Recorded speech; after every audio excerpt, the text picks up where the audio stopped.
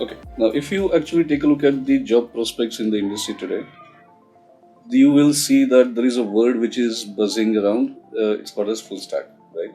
So full stack is something that students are looking for. Full stack is something that everybody is talking about, but very few people really understand what exactly is full stack. So let's try to make sense of what is the word full stack, right?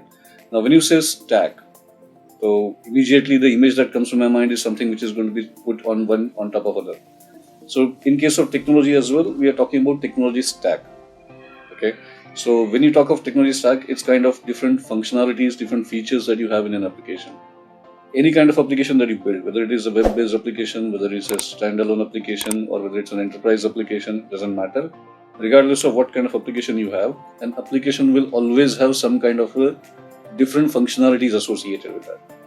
Certain functionalities are common, right? For example, you would like to interact with the user, you would like to connect with databases. So all these kind of common features and functionalities that you might need in an application are virtually combined into a layer.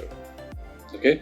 Now, when you say layer, a layer is kind of combination of components which perform a specific kind of task. Okay. So there will be some components which will be focusing on the user interface. There will be some components which will be focusing on database connectivity.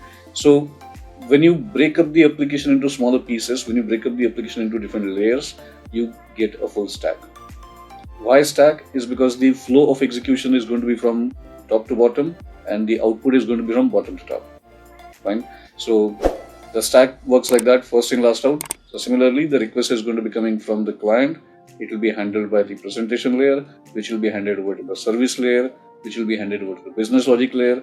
Once the processing is done, database or data store, whatever you're going to be using, will give you the data back, which comes back to business layer, goes back to the service layer, back to the presentation layer, and back to the customer. So it's kind of first in, last out kind of scenario. So that is why we call it as a stack. Why full stack? Is because it takes care of all the requirements that you can possibly have in an application. It covers the full requirement of the user, full possibilities that you can have in an application, hence full stack. So if somebody wants to make a career in IT right now, then probably they should be talking about full stack in addition to whatever they want to do. So if somebody wants to go into data sciences or somebody wants to go into security, so even in that case, they might be asked to understand what full stack is. So should every developer understand what is full stack? Definitely.